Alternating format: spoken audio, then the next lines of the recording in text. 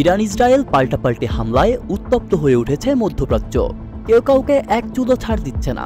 তবে প্রচারযন্ত্র দক্ষ ইসরায়েল দাবি করছে তারা ইরানের ছোড়া প্রায় 90% ক্ষেপণাস্ত্র প্রতিহত করতে পেরেছে এবং বড় কোনো ক্ষয়ক্ষতি হয়নি। কিন্তু বাস্তবতা ভিন্ন কথা বলছে। আন্তর্জাতিক সংবাদ মাধ্যম এবং সামাজিক যোগাযোগ মাধ্যমে ছড়িয়ে পড়া ভিডিও ও ছবিতে দেখা যাচ্ছে ইসরায়েলের অভ্যন্তরে বিস্ফোরণ, ধ্বংস এবং আতঙ্কের ছাপ স্পষ্ট।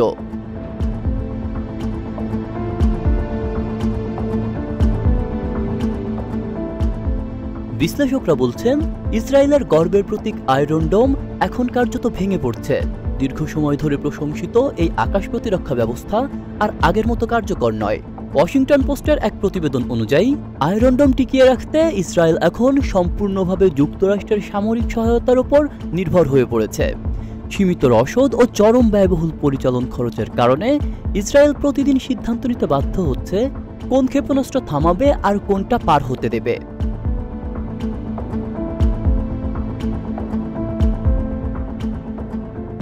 প্রতিদিন রাতে আয়রন ডোম চালু রাখতে খরচ হচ্ছে প্রায় $285 মিলিয়ন।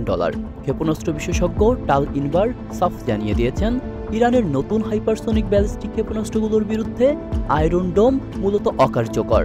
তার ভাষায়, আমরা 2014 সালেও একই পরিস্থিতি দেখেছি, যখন গোলাবারুদের ঘাটতির কারণে ইসরায়েল যুদ্ধবিরতিতে যেতে বাধ্য হয়েছিল। এবারও সেসব স্মৃতি ফিরে আসছে।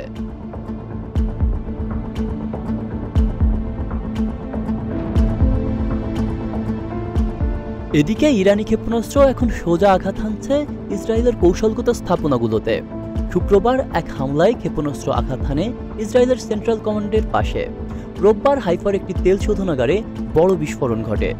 এমনকি মঙ্গলবার ছড়িয়ে পড়া এক ভিডিওতে দেখা যায় ইসরায়েলি গোয়েন্দা সদর দপ্তরের আশেপাশে একাধিক ক্ষেপণাস্ত্র বিস্ফোরিত হয়েছে। অনেকে ধারণা করছেন অন্তত একটি ক্ষেপণাস্ত্র সরাসরি সামরিক গোয়েন্দা ভবনের ভেতরে বিস্ফোরণ ঘটায়।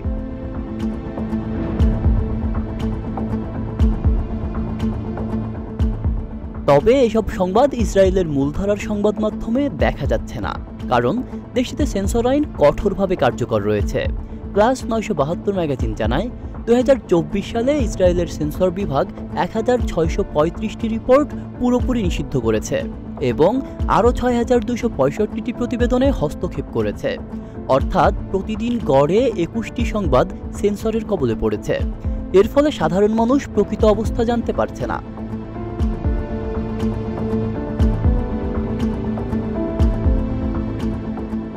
এই গোপনীয়তার বিরুদ্ধে পাল্টা অভিযান শুরু করেছে হ্যাকাররা। সাইবার গোয়েন্দা সংস্থা হ্যাকম্যানক জানিয়েছে ইসরায়েল এখন বিশ্বের সবচেয়ে বেশি সাইবার হামলার শিকার হওয়া দেশের তালিকায় শীর্ষে। পাল্টা সাইবার যুদ্ধ ইরান সক্রিয়ভাবে অংশ নিচ্ছে, যার প্রভাব পড়ছে ইসরায়েলের নিরাপত্তা ও তথ্য প্রযুক্তি খাতে।